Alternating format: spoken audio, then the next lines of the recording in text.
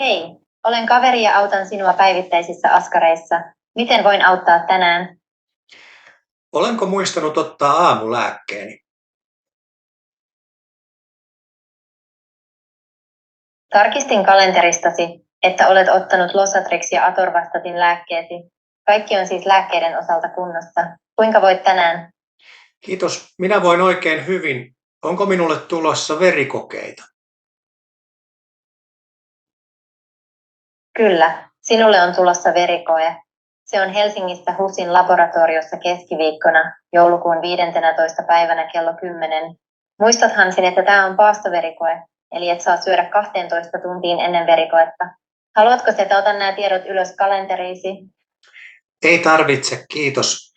Mutta muistatko, mikä on lempiruokaani? Kyllä, muistan. Lempiruokasi on spagetti bolognese. Se on todella herkullista.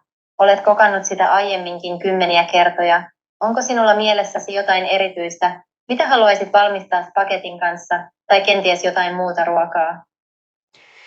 Kiitos, tämä riittää tällä kertaa. Jutellaan pian taas uudelleen.